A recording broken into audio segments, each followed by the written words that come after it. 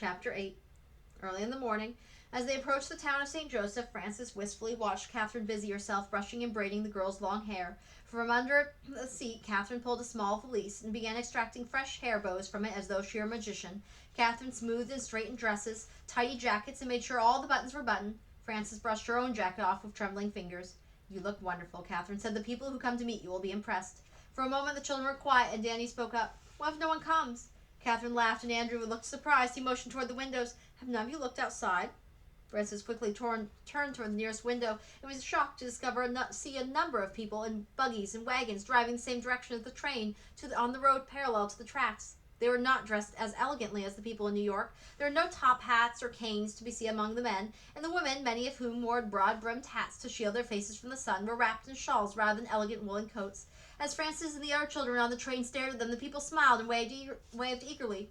"Are they coming to see us?" Peg's voice was a squeak. "Yes, and many more of them," Andrew said. "All those people. How'd they know we were coming?" a boy asked. "Letting them know that you were coming was part of my job," Andrew explained. "I put an advertisement in the St. Joseph Weekly West that told about the Society's Placing Out program. I received a response immediately, so I set up a committee of 3 prominent St. Joseph citizens to approve applicants. The next step was to bring you to St. Joe." "Will we all live in St. Joe?" someone asked. "No, most of you will live on nearby farms. A few will probably be adopted by families who live across the Missouri River in Kansas Territory. And because we're so close to the borders of Iowa and Nebraska Territory, some of you might even find homes of families there." Frances could feel the shudder that ran through Megan's body as she squeezed close and held tightly to Frances's hand. She heard Danny murmur again, "You and me together, Mike, right?" Curiosity and excitement overcame Frances's fears. She pressed against the car window to see the busy, noisy town. Horseback riders, wagons, and foot traffic crowded the streets just as it did in New York. But in St. Joseph, the streets were dirt, and few of the buildings were higher than 2 stories. The other children pushed to the windows, pointing and yelling as the train chugged into the station and rattled to a stop. Many of the passengers on the car paused before leaving to say goodbye to the children and wish them well. Captain Taylor came to where Frances stood with Mike and solemnly shook hands with both of them. He turned toward Mike. "Remember, the West is a place for new beginnings. You may think that you sacrificed your reputation, but you did not. It's what you make of your future that will count, and I believe that you'll have a good future because you are a fine young man." Mike blinked in surprise. "No one's called me a fine young man since my father died." "Then it's high time they did," Captain Taylor said. He placed a firm hand on Mike's shoulder. "I hope I'll get to see you again. If either of you boys wants to get in touch with me, remember I'll be at Fort Leavenworth, which is on the Kansas side of the Missouri River, a day's ride south of St. Joseph." "Thank you, sir," Mike said. Frances nodded. She and Mike stood silently for a moment, watching the captain leave the car. The station was a confusion of passengers, porters, and freight. Frances wished she could shrink back and disappear. She wondered if Mike was as frightened as she was. "All right, children," Andrew called as soon as the adult passengers left the rail car. "Let's get up and form a line. We'll walk together over to one of the churches where people will come to meet you." Holding tightly to Petey's hand as he managed the steps down the railroad car, Frances paused to look around the station. People were crowded on the platform in front of the small wooden buildings that served as a depot. Many of them were smiling. A few waved at the children. Here and there she saw someone appraising them the way Ma sometimes studied the greengrocer's cabbages. Which was the roundest, the heaviest, which was the best? Catherine turned to the children. "There's Jeff Thompson," she quickly corrected herself. "Mr. Merriweather, Jeff Thompson, that is.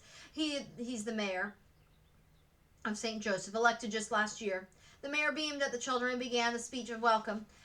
Frances was so distracted she only heard bits and pieces of the speech. The fine work of the Children's Aid Society, the good, upstanding people who made the sacrifice to...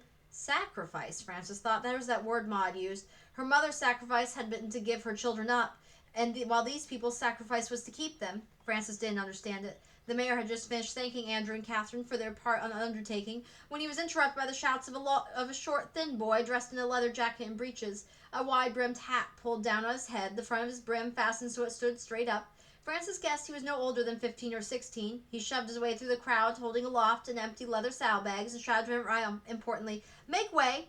Mr. Thompson looked surprised for just an instant, and then he said, then he said to the crowd, "Make a path for Billy Cody. The Pony Express must go through." "Pony Express, the mail to California," Mike whispered through his teeth, pointing to a poster that was nailed to a nearby post. "Wanted. Young, skinny, wiry fellows.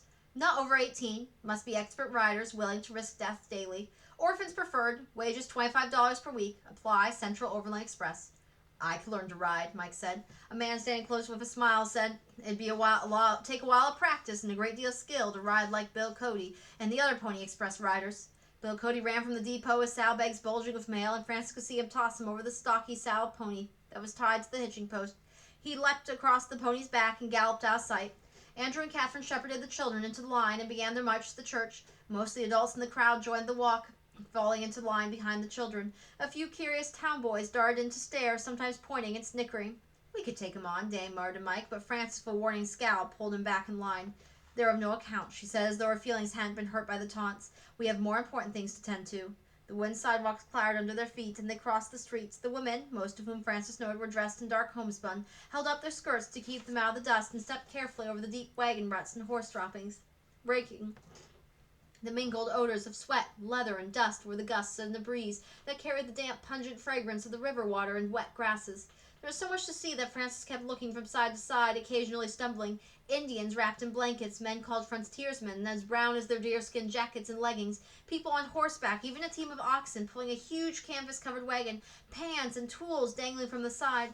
At the western end of the street, Frances could see the glimmering water of the Missouri River, crowded with boats of all sizes. The parade of children turned another corner and came to a large wooden building, which was painted white and topped with a steeple and cross. Andrew opened wide the double doors, and Catherine led the children to a raised platform at the far end of the room.